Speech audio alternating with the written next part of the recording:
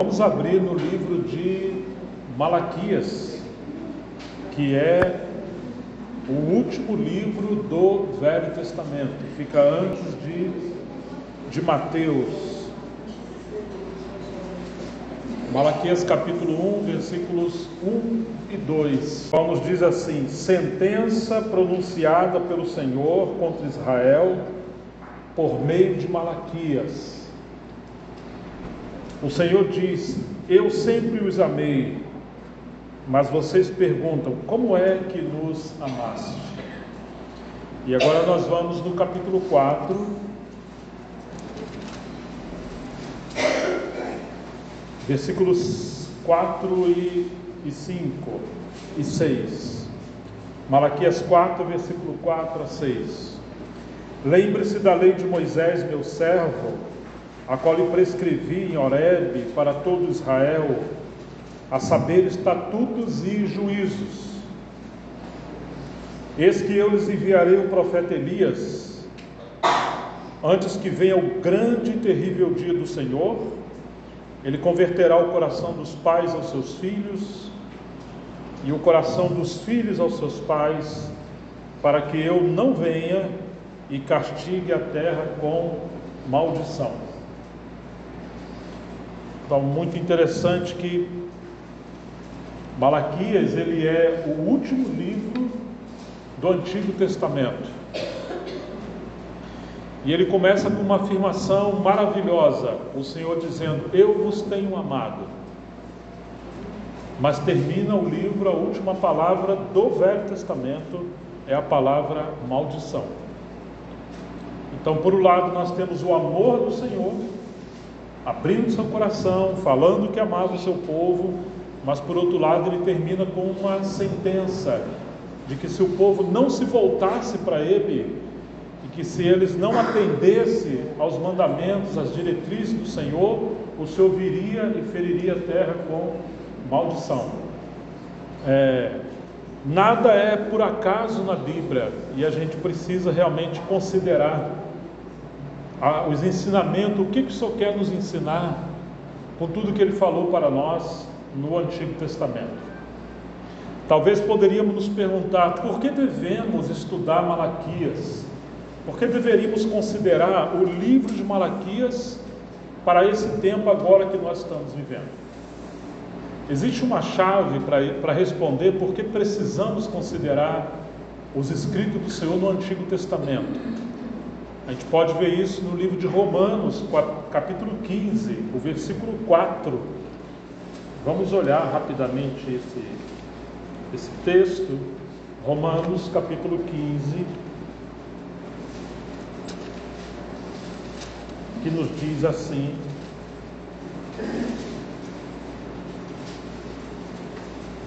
porque tudo o que no passado foi escrito, para o nosso ensino foi escrito, a fim de que pela paciência e pela consolação das Escrituras tenhamos esperança. Então você está vendo que Paulo, inspirado pelo Espírito Santo, está dizendo que tudo que no passado foi escrito, tudo aquilo que Deus falou, inspirou os profetas e seus servos a escreverem, não foram apenas mensagens para aquela época, mas foram mensagens inspiradas pelo Espírito Santo, que Deus continuaria falando ao longo de gerações. De maneira que Deus tem uma maneira de ensinar também pela história. Ele nos ensina de várias maneiras. É muito diferente você pegar um livro, um texto de um filósofo, de um historiador, qualquer categoria de livro, de escrito, ele é voltado para o seu tempo, para a sua época, para o seu contexto. Mas o texto sagrado, a palavra de Deus, inspirada por Deus, ela atravessa gerações, atravessa épocas, contextos, e Deus continua falando. Então, tudo que Deus escreveu, inspirou os seus servos a escreverem no passado, eles foram escritos também com o propósito de nos ensinar hoje no tempo do fim. Por isso que, se você quer aprender com o Senhor, se você de fato quer ouvir o Espírito Santo falando pela palavra e conhecer o coração de Deus, precisamos ler toda a Escritura e não desprezar texto algum, ok? É isso que está dizendo, vou ler novamente. Porque tudo que no passado foi escrito, para o nosso ensino foi escrito, a fim de que pela paciência e pela consolação das Escrituras tenhamos esperança. Às vezes somos um povo sem esperança e nos desanimamos muito fácil por causa das crises, dos problemas, das situações que nos acontecem. Muitas das vezes perdemos a paciência, a esperança, e alguns desanimam até no meio do caminho. Mas aqui ele está dizendo que Deus nos ensina por tudo aquilo que escreveu, para que possamos ter paciência e esperança. Vamos voltar no Velho Testamento. Antes de Malaquias temos um outro livro, que é o livro de Zacarias. E no capítulo 3 de Zacarias, versículo 8, também nós vamos ter uma chave que nos mostra por que precisamos considerar esses livros do Velho Testamento. Malaquias está entre 12 profetas que são chamados como os profetas menores. Temos grandes profetas como Isaías, Jeremias, Ezequiel, mas temos os profetas menores como Ageu, Amós, Obadias, e aí também temos Zacarias, temos Malaquias. Mas quando chegamos no capítulo 3, verso 8, eu estou lendo a versão Nova Almeida atualizada. É a revista que é atualizada, porém foi feita uma revisão que nos diz assim, capítulo 3, verso 8: Portanto, escute, Josué, sumo sacerdote, você e os seus companheiros que estão assentados diante de você, porque estes homens são um sinal do que há de vir. Eis que eu farei vir o meu servo, o renovo. Uma outra versão diz que são homens representativos, ou são homens simbólicos, que eles simbolizavam coisas que viriam a acontecer no futuro. Algumas versões mais antigas falam que são homens de presságio, ou seja, eles são homens que representam coisas que vão acontecer. O próprio texto está dizendo para nós que aquilo era uma história real que estava acontecendo, mas que aqueles homens também iriam simbolizar coisas que iriam acontecer no futuro. E o que estava acontecendo aqui? Deus estava restaurando a sua casa, o seu testemunho em Jerusalém. E ele trouxe alguns homens que foram Ageu e Zacarias, quando o povo ficou desanimado. Eles sofreram uma oposição e eles desanimaram, pararam de construir a casa do Senhor por cerca de 16 anos. E quando eles pararam, Deus enviou Ageu e Zacarias. São dois livros, são chamados livros da restauração. E Ageu começa a pregar para eles. Quer dizer que vocês estão falando que não vê ainda o tempo de edificar a casa do Senhor, né? Mas é tempo de cada um construir a sua casa e adornar ou embelezar a casa de vocês com acabamento finos, e a minha casa vai ficar deserta. É assim que vai ser? E aí Ageu começa a profetizar por que Deus tinha fechado os céus, encerrado as chuvas, e Deus havia bagunçado tudo que eles estavam trabalhando. Eles plantavam muito, colhiam pouco, e o pouco que eles colhiam o Senhor assoprava. Eles recebiam um salário achando que iam gastar aquele dinheiro com tantas coisas, e o dinheiro praticamente não dava para nada.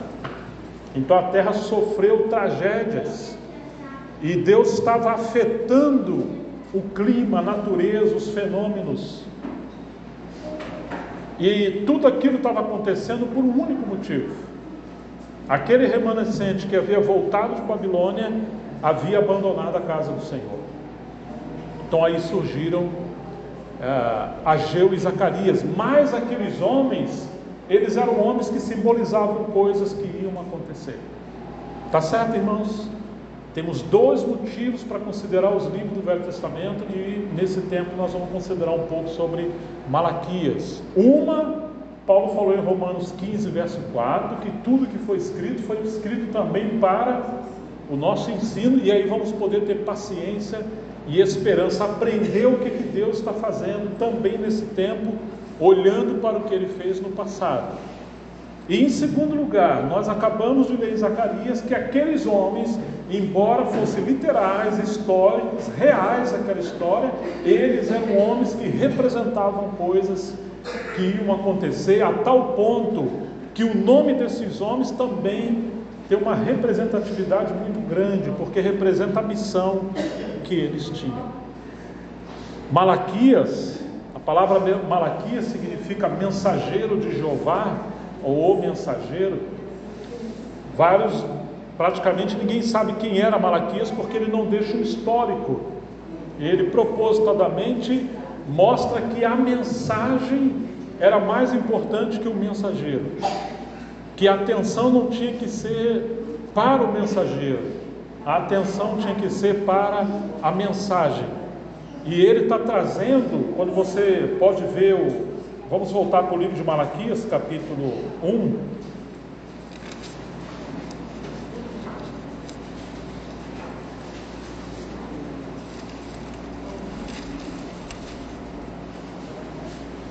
Malaquias capítulo 1, versículo 1 diz assim: sentença pronunciada pelo Senhor contra Israel por meio de Malaquias, ou peso do Senhor pronunciado contra Israel por meio de Malaquias.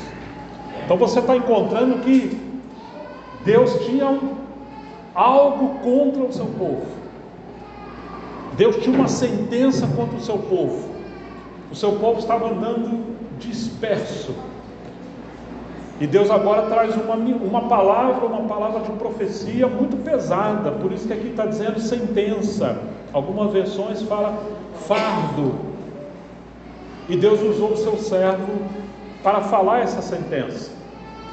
Nós precisamos nesse dia, com a graça do Senhor, também compreender qual é o peso do coração de Deus para o tempo que nós estamos vivendo. Se Deus rompesse os céus e nos permitisse ver a sua glória, se Ele abrisse o seu coração para nós, como o Senhor está nos vendo hoje? Será que aquilo que nós acreditamos, será que a maneira que nós vivemos, ela realmente está de acordo com o pensamento do Senhor? E nós vamos encontrar sete advertências do Senhor sobre o seu povo, de maneira que Ele via o seu povo e o seu povo via as coisas de outra maneira. Por exemplo, olha o versículo 2, que diz assim: o Senhor diz, eu sempre amei vocês, ou eu tenho amado. E o povo pergunta, como é que você tem nos amado? Em que o Senhor tem nos amado? Quer dizer que Deus fala, eu tenho amado vocês. Fala, você tem nos amado? Não, eu acho que você está equivocado, você não tem nos amado. E nós vamos ver que tem 7 advertências de coisas que o Senhor fala, eu tenho visto vocês dessa maneira, e eles são cínicos. Nós não concordamos com o Senhor nisso aí não. Eu acho que nisso aí, dessa vez o Senhor está equivocado. E que coisa que o povo está indo com a direção, achando que está no caminho certo, e Deus está falando, não é por aí não, é por aqui. Mas eles achavam que Deus estava errado. E sabe o que Deus teve que fazer? Deus teve que interferir novamente na natureza, para que eles pudessem acordar, porque infelizmente quando Deus passa a nos prosperar financeiramente, com a nossa saúde, com tudo que possa nos trazer bem-estar, a nossa tendência é esquecer do Senhor, a não depender do Senhor e colocar a confiança nessas coisas. E aí a história vem mostrando que o Senhor teve que cerrar, fechar os céus, fechar a colheita, mexer na natureza, nos fenômenos, na plantação, em todas as coisas, para ver se esse povo acordasse e eles pudessem compreender a mensagem do Senhor. Então, é uma advertência muito forte para o tempo que nós estamos vivendo também. Porque se a gente for considerar a maneira que Deus vê o seu povo aqui, nós vamos perceber que é exatamente a maneira que a situação do povo de Deus se encontra hoje.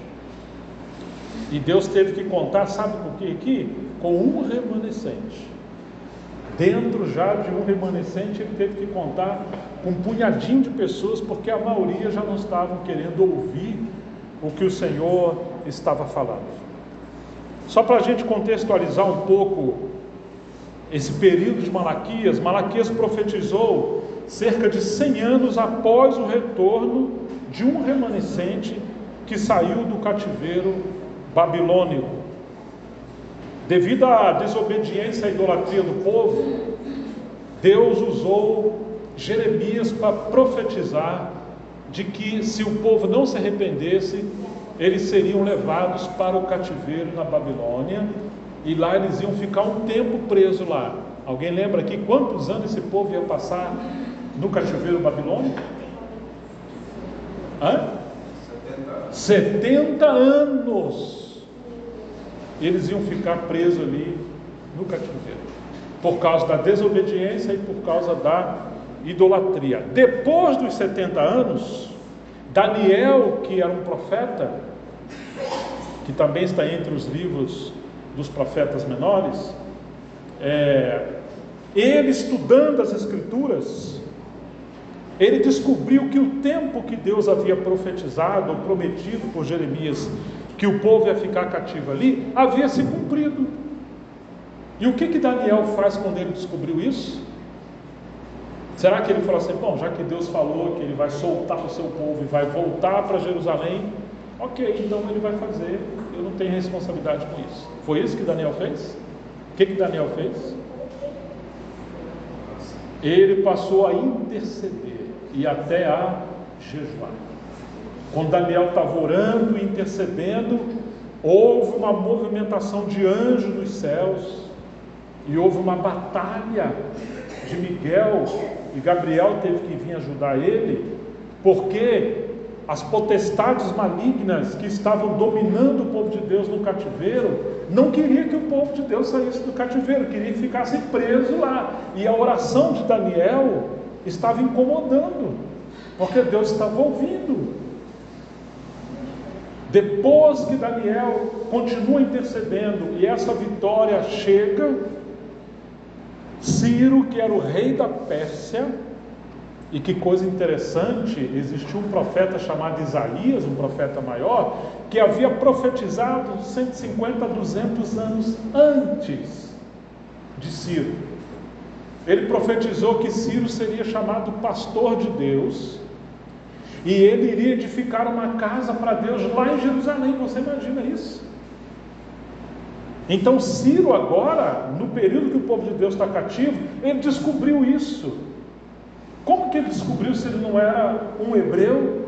Ele não era alguém que seguia as Escrituras, porque havia um remanescente que estudava as Escrituras dentro da Babilônia, e essa profecia chegou até Ciro. Estão entendendo? Como é que Deus ama e cuida da história do seu povo? Cerca de 200 anos, Deus profetizou que haveria um rei chamado Ciro, que Deus colocaria todo o poder das nações sobre a sua liderança, e ele ia libertar o seu povo para voltar, depois de 70 anos, para construir a sua casa. Diz que o Deus da glória entregou os reinos para ele. Claro, ele foi diferente de Nabucodonosor, que cheio de orgulho e arrogância falou, não é essa Babilônia que eu construí com a força do meu braço para a minha glória? E Deus feriu ele com essa sua soberba. Ele foi pastar como os animais do campo. Mas quando Deus levantou Ciro, não foi assim. Ele reconheceu que os céus governam a terra, e que é Deus que levanta reis e abate. Depois, Nabucodonosor entendeu isso depois que foi ferido. Agora Ciro, ele apregou uma mensagem dizendo que quem era do Senhor podia voltar da Babilônia para Jerusalém, porque Deus queria uma casa construída ali em Jerusalém, e ele liberou o povo de Deus para ir para lá. Mas sabe o que aconteceu? Dentre todo o povo que estava cativo ali, será que todo o povo saiu de Babilônia e voltou para Jerusalém? Não. Um remanescente, muito pequenininho, eles abriram mão de todos os privilégios que eles tinham na Babilônia para voltar para Jerusalém. Em Jerusalém eles aprenderam a ganhar dinheiro, a negociar. Eles começaram até a negociar dinheiro a juros, coisa que Deus falou para eles não fazer isso com o seu povo. Em Babilônia, em Babilônia não tinha um templo, o templo do Senhor que foi destruído, então eles aprenderam a criar sinagogas. Em Babilônia, no lugar de seguir a língua original, que era o hebraico e o aramaico, eles aprenderam a língua dos caldeus, a misturar a língua do povo de Deus com outras línguas. E pior, eles aprenderam a abandonar suas esposas e contrair casamentos com mulheres que eram de um povo pagão. Eles aprenderam muitas coisas que Deus condenava. Agora, eles tinham o privilégio de fazer a coisa mais importante do mundo, que seria voltar para Jerusalém, para que a glória de Deus voltasse para a terra, quando Ele visse a sua casa construída. Porque tudo que você e eu fizermos aqui, por maior e melhor que seja, que não estiver vinculado ao propósito de Deus, vai ser queimado por palha. Mas aquilo que você e eu fizermos conforme a palavra, em obediência ao Senhor, vai repercutir por toda a eternidade. E nós vamos ainda receber recompensa. Então não vale a pena a gente perder tempo fazendo coisas nessa terra que não tem a ver com os céus. A nossa vida aqui é pequenininha. E Deus está falando, se eu prosperei vocês, não é para vocês ficar ricos, com saúde, não é porque eu quero uma casa. E aí, o que eles fizeram? Eles abandonaram a casa de Deus e cada um começou a ter a sua casa cada vez mais enfeitada, cada vez comprando coisas mais caras, e abandonaram a casa do Senhor. E Deus está reclamando, porque só um remanescente saiu de Babilônia e voltou para Jerusalém. Agora, quando eles voltam para Jerusalém, eles começam a restaurar. A primeira coisa que eles fazem é construir o altar. Se você pensar em guerra, a primeira coisa que tem que restaurar, que construir, seria uma fortaleza, uma muralha. Não, mas você vai ver que eles aprenderam que o Senhor seria uma muralha ao redor de Jerusalém. O que eles precisavam construir primeiro era o altar, porque o altar fala da consagração a Deus. O altar significa que tudo que você é, tudo que você tem, pertence ao Senhor. Ele representa a cruz de Cristo, onde nós morremos para nós, e o Senhor vai controlar nossas vidas e vai nos guiar. Em Babilônia você não tem o altar do Senhor, só em Jerusalém. Em Babilônia você faz o que você quer com a sua vida, o que importa é a sua opinião. Em Jerusalém não, você tem a primeira coisa, que é o altar. Para você seguir adiante, tem que tomar a cruz de Cristo. Se alguém quer vir após mim, o que tem que fazer primeiro? Ele tem que negar a si mesmo, tomar sobre si a sua cruz e seguir o Senhor. Isso é o altar. Depois eles lançaram os alicerces da casa de Deus, os fundamentos, e começaram a construir a casa. Mas aí eles sofreram oposição, e eles desanimaram e pararam de construir o templo do Senhor. Então Deus enviou a Ageu e Zacarias. Ageu e Zacarias. Esse remanescente que voltou de Babilônia para Jerusalém foi aproximadamente no ano 536 a.C.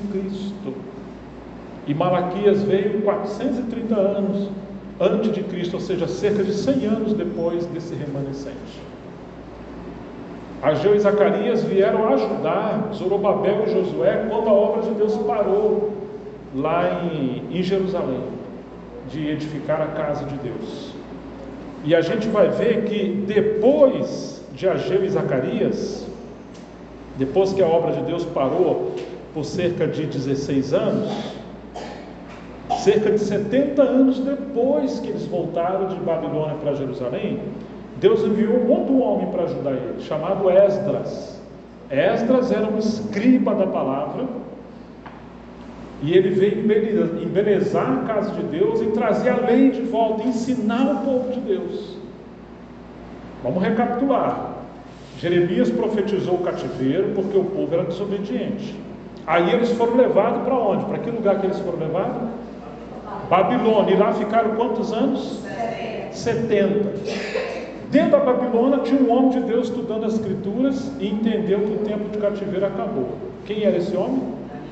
Daniel. Ele passa a orar e Deus despertou o rei que estava naquela época, que era o rei da Pérsia, que era o rei Ciro. Ele liberou todo mundo para voltar para Jerusalém.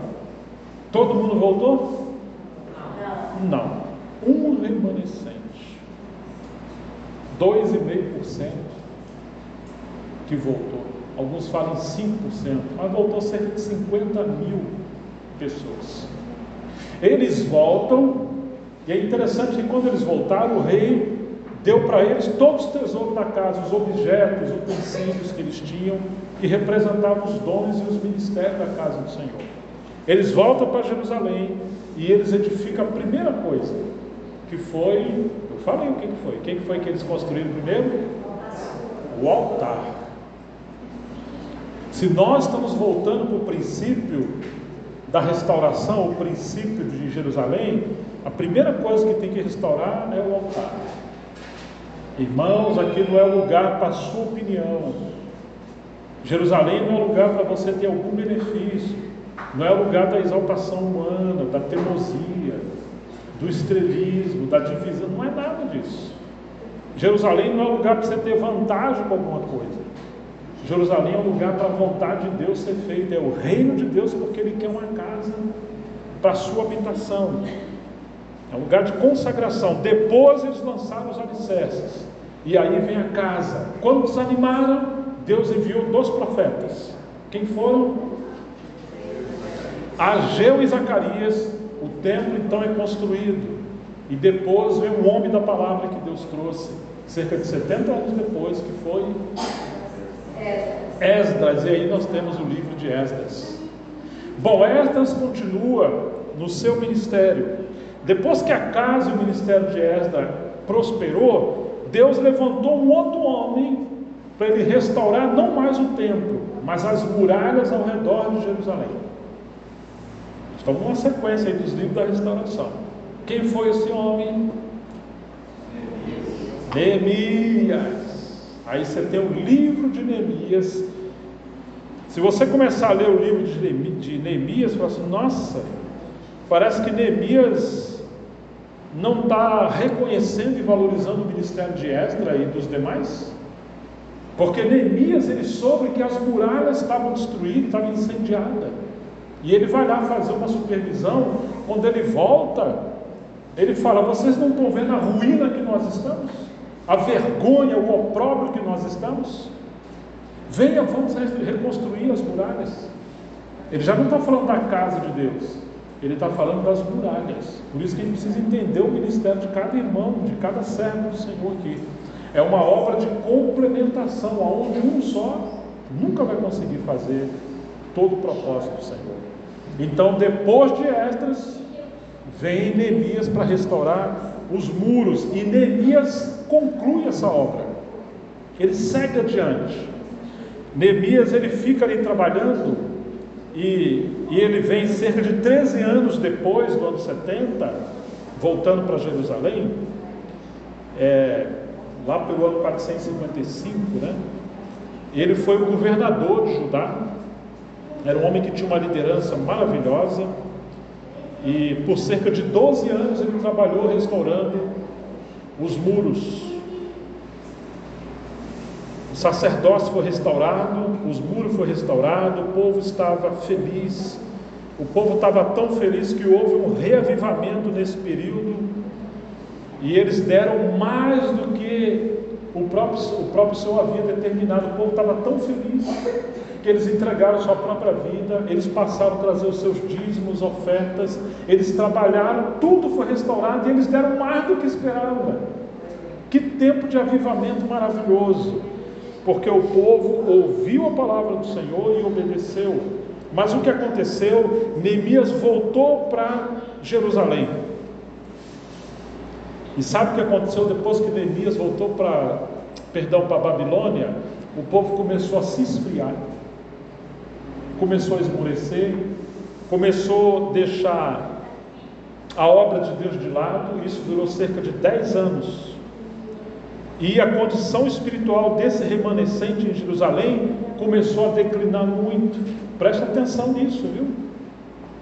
Isso é uma grande advertência para você e uma grande advertência para mim. O sacerdócio da casa de Deus se tornou poluído. O casamento era desonrado. E os dízimos e as contribuições foram esquecidas. Eles deixaram de contribuir. Em termos religiosos, eles se tornaram culpados de sacrilégio e profanação. Porque eles começaram a trazer sua contribuição. Por exemplo, ele vai ofertar um gado para o sacrifício. Sabe qual gado que eles traziam? Cego, um manco, um coxo e até um animal roubado. Aí você falou, peraí, mas se você pegar esse animal mancando aí, doente, zarolho aí, dá-lhe para o governador, ele vai aceitar? Não. Eu falei, por que vocês querem que eu aceite? Estão entendendo? E não é só isso. Aquele sacrifício representava o verdadeiro sacrifício, que era o Senhor. Todo aquele sacrifício do Velho Testamento era uma tipologia do verdadeiro Cordeiro que tira o pecado do mundo. Mas a Bíblia diz que Jesus, ele era um Cordeiro sem defeito, sem mácula, não é verdade? Então, quando eles traziam um animal com defeito, eles estavam aplicando uma simbologia em relação à divindade e à humanidade de Jesus, que seria uma heresia. Por isso que você não pode dar o seu pior para o Senhor. A gente sempre tem que fazer o melhor, porque não tem a ver simplesmente com sacrifício, ele tem a ver com zelo, com consagração e com a própria pessoa do nosso Senhor. É a maneira que a gente lida com Deus. Então a tipologia daquele sacrifício se tornou um sacrilégio. O Senhor falou, eu não vou aceitar isso aí não. E chegou uma época que Deus estava tão chateado com ele, e falou assim, olha, quem dera se alguém fechasse a porta do templo e vocês não viessem mais aqui cultuar, porque o coração estava com tanto engano, tanto orgulho, que eles não percebiam que aquilo ali era tudo da boca para fora, mas não tinham um compromisso de coração. Então essa era a situação na época, quando Neemias voltou para a Babilônia, ficou lá uns 10 anos e entrou o declínio. Em termos morais, a culpa deles se devia porque eles inclusive se envolveram com feitiçaria, com adultério, com falso testemunho, com fraude e com opressão. Em termos sociais, eles eram culpados por sua infidelidade para com responsabilidades familiares, não estavam cuidando dos seus filhos. Eles converteram o seu coração para o dinheiro, para os negócios. Os pais perderam a sua maior ou grande missão no pacote da missão de servir o Senhor, que é educar os seus filhos na lei do Senhor. O que adianta alguém ser um grande empresário, um péssimo pai, amigo de todo mundo e não é amigo da esposa e dos filhos? O que adianta ele conseguir falar para a multidão, mas ele não senta na mesa do almoço e não tem tempo com seus filhos? Aí ele terceiriza a sua missão, ele e a mãe, porque estão atrás de dinheiro, de status, de carreira. Você terceiriza a sua missão de mãe e de pai, e para subornar os filhos, você dá um celular para ele, dá uma televisão, deixa com os avós, com quem quer que você seja. Claro, graças a Deus pelos avós, mas o pai e mãe tem que cumprir a sua missão com os seus filhos. Alguém pode até trabalhar fora, uma mãe, para ajudar a complementar a renda, mas nunca fazer isso por uma vaidade, porque esse é o contexto do mundo. As pessoas estão perdendo a sua maior missão, que é educar os seus filhos, como se os filhos fossem um problema. Não, os filhos são uma missão. Quanto vale, que salário compensaria uma pessoa ganhar em detrimento de perder o seu filho para as drogas, para a prostituição, para o mundo, para o desvio. Não compensa. E isso naquela época aconteceu. E não somente isso, entrou a prática da poligamia. O homem era casado, mas queria ter várias mulheres. O homem era casado, mas ele deixou a mulher da sua mocidade, e ele agora arrumou uma outra mulher. E abandonou a sua primeira esposa. Deus falou que ele está virado com aquilo. Ele diz: eu odeio o divórcio. E você foi desleal com a mulher da sua mocidade, do qual eu fui testemunha. Eles convidavam as pessoas para o casamento, como hoje. Hoje as pessoas vão fazer o casamento, se preocupam com o evento, com o local, com as cadeiras, com a comida, como é que vai entrar, com a música, com tudo. E convida algumas testemunhas, convida a noivinha, convida o que quiser, padrinho, mas esquece do mais importante, da testemunha maior, que é o próprio Senhor. Se preocupa com tudo e esquece o maior, que é o Senhor. Como que o Senhor gosta, como que Ele aprova, como que Ele faz. Ele quer realidade, e eles haviam se esquecido disso. Então a situação do povo naquela época parece que é a nossa situação, no modo geral, hoje, da sociedade cristã. Em termos materiais, eles estavam sendo infiéis em trazer ao templo de Deus os seus dízimos e as suas ofertas. E o Senhor pergunta: roubará o homem a Deus? E nós não tem a ver com negócio, não. É que Deus esperava que eles pudessem ser seus mordomos. Ele abençoou aquelas pessoas. Você imagina um homem no campo, ele planta o grão, aí ele colhe. Você acha que ele come tudo que ele colhe? Ou ele guarda um pouco para semear para o outro ano? Se ele não semear, no outro ano ele não vai colher. O Senhor está dizendo que quando eles colhiam, uma parte era para eles e outra parte era para semear para o ano que vem. Se eles recebem e eles devoram tudo, amanhã eles não têm nada. E Paulo fala dessa figura para nós, que quando nós recebemos nossas dádivas, o nosso salário, que o Senhor nos prospera, não significa que tudo é nosso. Na verdade, nada é nosso, tudo é dele. Precisamos buscar Ele. Como que nós vamos administrar nosso tempo, nossa saúde, nossos negócios, nosso dinheiro? Porque senão nós vamos querer ser utilitários, assim, usar Deus para nos proteger e nos abençoar. Mas é Ele que se vira, não tem nada a ver com a nossa vida. E eles fizeram assim. E o Senhor está zangado com eles. Olha, eu vou fechar os céus de novo. Eu vou esconder a chuva, eu vou ferir a natureza. Vocês vão plantar, não vai colher. E se colher vai ser pouco. E o pouco eu vou ainda prejudicar. E o salário de vocês vai ser no saquetel furado. Todo mundo já leu isso aqui, né? O livro de Ageu. E tal, ele está dizendo: eu vou voltar a fazer isso de novo. Para ver se o povo acordasse que nós estamos nessa terra só de passagem. Nós estamos indo para a Nova Jerusalém Celestial. Agora Ele quer que a gente tenha compromisso de cooperar com Ele. E eles haviam esquecido dessas coisas. Nesse intervalo, no intervalo de tempo, aconteceu intensa corrupção e degeneração. Eles tinham caído, todo esse juízo caíram sobre os filhos de Israel que estavam na terra prometida. Então, no meio de todo esse caos, essa tragédia toda, Deus levantou Malaquias, lá pelo ano 430 aproximadamente, e a sua missão era despertar esse remanescente. Já era um remanescente pequeno, que veio de Babilônia para Jerusalém. Agora esse remanescente apostatou. E agora Deus teve que levantar um remanescente dentro de um remanescente. Olha a situação do povo de Deus hoje. Deus abre os olhos de alguns irmãos, eles começam a ver algo sobre o testemunho do Senhor. A visão do corpo de Cristo, a restauração do testemunho do Senhor. Esse povo vem, mas gradativamente a nossa tendência é esfriar. E amanhã nós nos tornamos um povo que ainda que reúne de vez em quando, mas não temos compromisso. Não servimos, não nos consagramos, não contribuímos. E sem nos darmos conta, falando que estamos em Jerusalém, mas nosso coração está lá em Babilônia. As motivações não são puras. Cada um está preocupado com a sua própria casa, com seus negócios, e abandona a casa do Senhor novamente. E agora Deus tem que enviar um profeta, Malaquias, um mensageiro, e ainda hoje Deus envia mensageiros para nos sacudir, despertar, para voltar o nosso coração para Ele. É como se eles falassem: olha, você não tem motivo para o seu desânimo.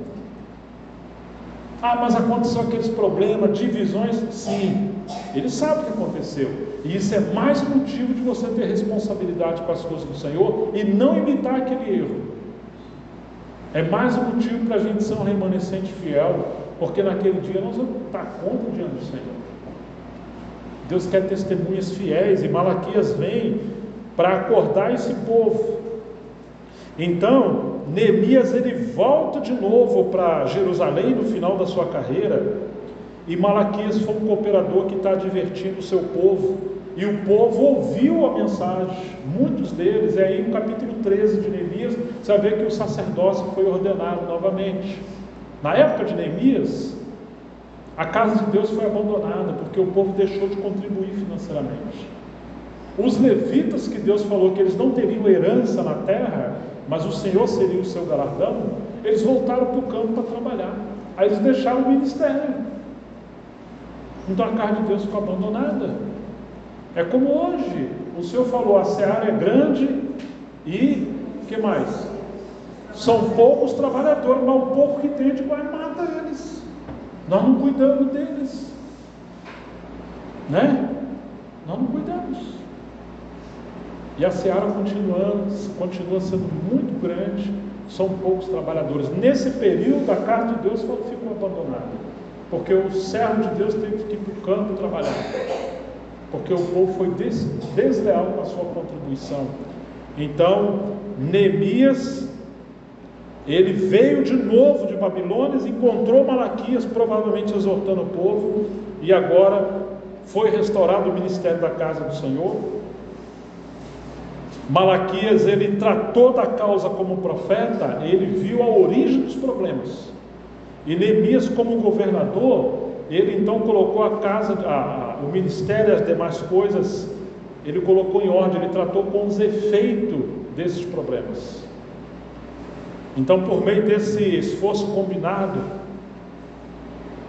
parece que houve uma medida considerável de restauração, e a obra de Deus voltou a ser levada adiante.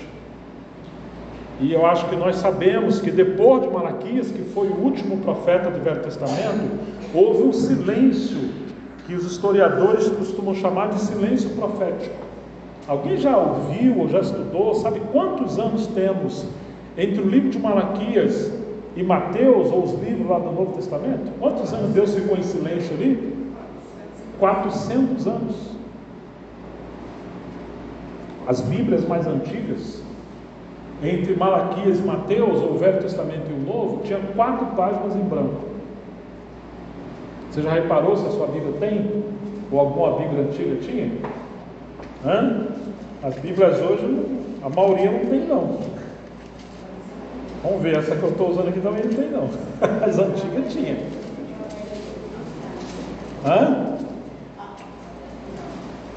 Porque cada página dessa em branco representava 100 anos de silêncio de Deus, ou silêncio profético. Entendeu? 400 anos ficou Deus sem falar. Você imagina, os céus ficaram de bronze, tudo fechado, e Deus fica em silêncio. Mas aí em Malaquias capítulo 3, vamos ler o primeiro versículo. Malaquias 3, versículo 1, nos diz assim: eis que eu envio o meu mensageiro, que preparará o caminho diante de mim. De repente o Senhor a quem vocês buscam virá ao seu templo, e o mensageiro da aliança a quem vocês desejam, eis que ele vem, diz o Senhor dos exércitos. Agora, esse texto está mostrando para nós que Malaquias está vendo algo que vai acontecer 400 anos depois. Deus enviar um mensageiro que ia preparar o caminho do Senhor, Quem foi esse mensageiro que Deus ia preparar ou que preparou? João Batista. João Batista veio 400 anos depois de Malaquias, e a sua missão era preparar o caminho do Senhor. Que coisa maravilhosa! E ele está dizendo duas coisas. Ele vai enviar um mensageiro e diz assim: ele vai preparar o caminho diante de mim. Quem é esse mim? Era o Senhor Jesus que ia vir. De repente, o Senhor a quem vocês buscam virá o seu templo. Por isso que eles precisavam construir o templo, desde a época de Esdras, desde a época de Ageu, de Zacarias, de Zorobabel, né? Eles tinham que construir a casa, porque a casa era o caminho, era o meio que Deus ia usar para o Messias vir. Assim como hoje, se queremos que o Senhor volte, Ele quer encontrar uma esposa, uma noiva adornada para a volta dele. Por isso que nós temos que ter um compromisso com a casa do Senhor, muito mais do que com a sua própria casa terrena. Se você cuida da sua casa, se ela está bonitinha, pintadinha, tudo certinho, parabéns. Para o marido, para a esposa, ó, show. Mas você, do jeito que você cuida da sua casa, você está cuidando também da casa do Senhor? Estão entendendo? Que Deus usa as coisas naturais para nos treinar para cuidar das coisas espirituais. Por exemplo, ele diz assim: nem só de pão o homem viverá, mas de... Depois ele vai dizer em João: eu sou o verdadeiro pão. Como assim o verdadeiro pão? O pão que você come de manhã não é o verdadeiro pão. Ele é só um símbolo. O verdadeiro pão é ele. E várias vezes ele vai dizer que ele é o verdadeiro. A água verdadeira é a água que flui dele. A comida verdadeira é ele. A casa verdadeira não é essa casa sua aqui nessa terra, não. Isso aqui, minha filha, daqui a pouco não vai ficar pedra sobre pedra. Então não põe muito seu coração na casa não, viu? Nas coisas, no campo, seja lá o que você tem. Tenha, zele, cuide, seja um bom mordomo, multiplique. Mas lembre que isso tudo aqui é uma simbologia para a verdadeira realidade que virá, que é eterna. É um tabernáculo, uma casa que não se corrompe, mas essa aqui sim, ela vai passar. Então Malaquias está dizendo de um tempo que viria um mensageiro que era João Batista. Ele ia preparar o caminho do Senhor, porque o renovo, que é o Messias, ia vir para a sua própria casa. A casa que eles deveriam construir depois. Hoje é o corpo de Cristo. Estão entendendo como é que Malaquias está vendo isso? Que mensagem extraordinária! E a Bíblia vai dizer no Novo Testamento que esse mensageiro é João Batista. Isso está em Mateus capítulo 11. Eu vou ler esse trechozinho aqui. Mateus 11, verso 7. Eu vou pular para a gente ganhar tempo, estamos chegando ao final. Mateus 11, verso 7 diz assim: então, em partindo eles, passou Jesus a dizer ao povo a respeito de João: que saíste a ver no deserto? Um caniço agitado pelo vento? Mateus 11, verso 10: este é de quem está escrito: eis aí envio diante da tua face, o meu mensageiro, o qual preparará o teu caminho diante de mim. Ele está citando o texto de Malaquias capítulo 3. E tem várias outras passagens que falam que João Batista é o mensageiro do Senhor. Então a gente vê que depois de 400 anos, depois de Malaquias, surge uma voz clamando no deserto, que foi João Batista. João Batista está pregando o que? O arrependimento. Arrependei-vos, porque é chegado até vós o reino de Deus. É exatamente a mesma mensagem de Malaquias. Se você quiser resumir o livro de Malaquias, a palavra-chave é arrependei-vos. Ou a mensagem, não é a palavra que ele usa, mas é a tônica da sua mensagem. Então este é o pano de fundo. Este é o pano de fundo do livro de Malaquias.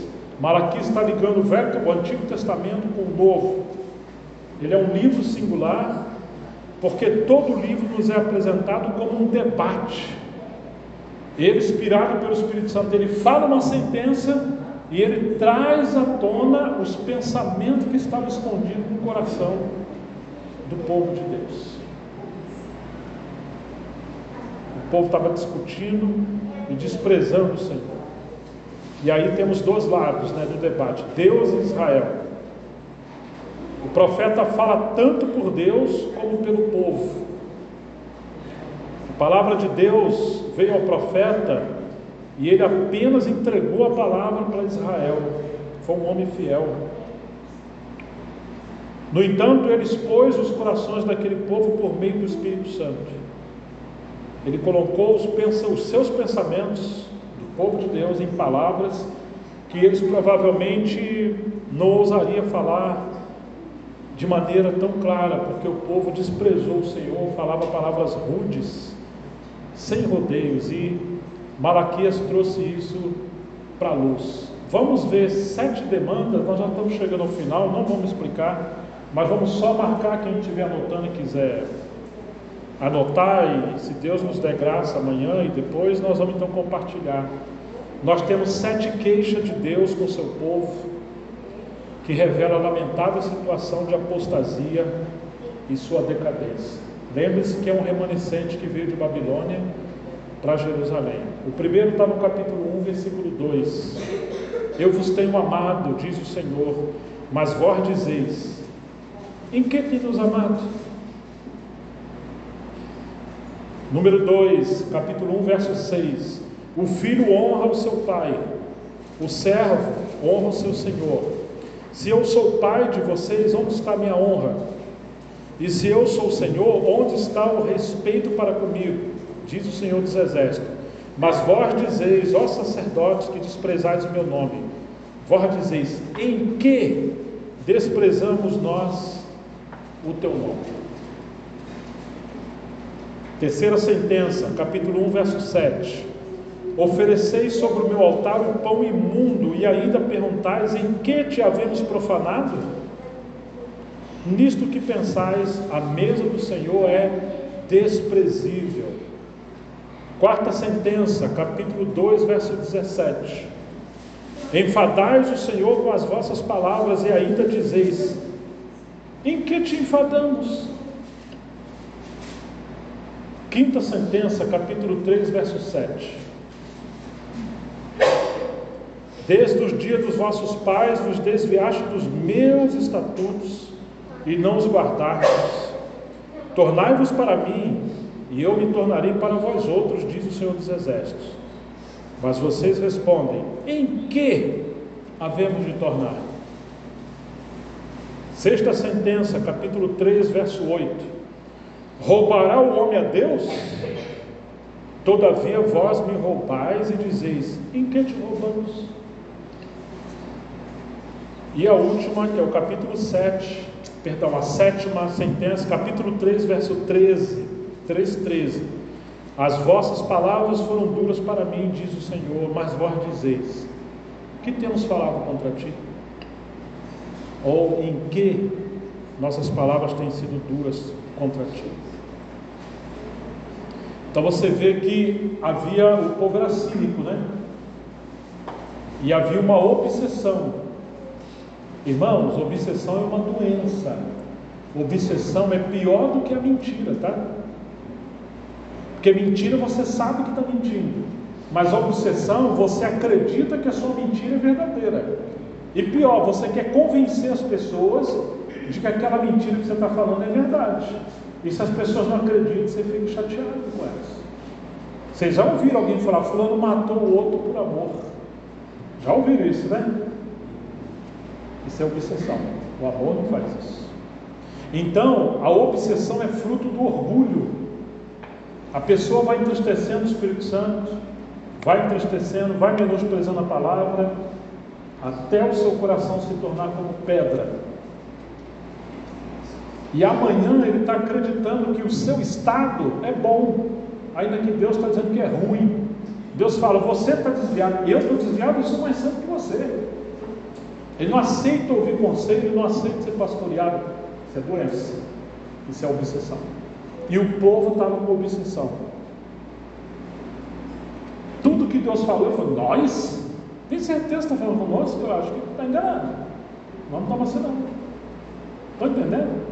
Essa é a situação do povo daquela época. Um povo adormecido, apostatado, desviado, e agora Deus teve que levantar um remanescente dentro desse remanescente para a sua obra prosseguir adiante.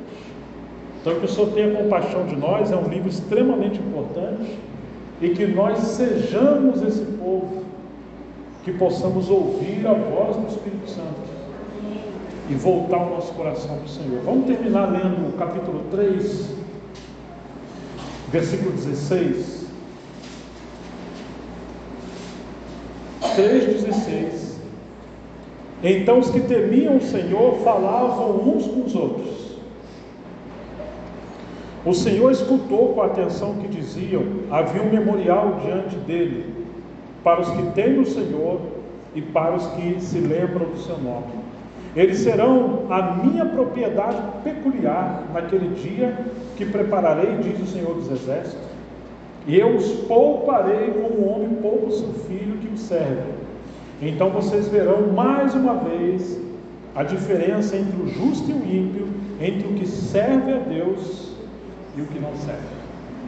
O Senhor está dizendo que havia um remanescente dentro do remanescente que ouviu a palavra de Malaquias, e sabe o que eles fizeram? Eles passaram a ter comunhão uns com os outros. E quando eles começaram, olha o que Deus está falando conosco através desse mensageiro. Temos que restaurar o nosso coração, a nossa vida, a nossa consagração, o nosso serviço. Neemias mandou eles largar as mulheres estranhas com seus filhos e voltar para sua esposa e consagrar sua vida ao Senhor. Esse remanescente ouviu. Quando Deus viu eles conversando uns com os outros sobre o juízo que viria, sabe o que o texto está dizendo? Deus ouviu e ele se baixou para ouvir. E agora, como que o anjo começou a escrever tudo que eles estão conversando, porque naquele dia essas palavras vai ter peso no tribunal de Cristo. Agora aqueles que o profeta está falando, eles não estão ouvindo não. Eles estão ali, mas o coração está longe. Eles não levaram a sério a causa do Senhor. E sabe o que aconteceu? Deus não pôde contar com eles, agora eles vão sofrer disciplina. E Deus contou com os vencedores para a obra de Deus prosseguir. Que o Senhor tenha misericórdia para o nosso coração não estar endurecido como o daquele povo que entrou em obsessão. Possamos buscar o Senhor nos quebrante, não nos abandone, que o Espírito Santo possa penetrar no nosso coração e a gente possa restaurar o altar da nossa vida e consagrar ao Senhor para voltar a servir o Senhor e Ele poder contar conosco. Ele falou, vocês vão ser meu tesouro peculiar. Deus amou tanto esse povo, que assim seja conosco. Então nesses dias nós vamos também considerar essas sentenças do Senhor por meio de Malaquias, que será a voz do Senhor para o tempo do fim. Isso é o livro de Malaquias, a mensagem do Senhor para o tempo do fim. E assim como foi naquele tempo, tem sido o nosso tempo hoje. Um tempo de esfriamento, de desvio, de religiosidade, de falta de temor, e a obra de Deus tem sido retardada. Mas Ele está chamando o seu povo de volta, contar com o remanescente para restaurar o seu testemunho até que o Senhor volte. Vamos orar em nome de Jesus. Amém.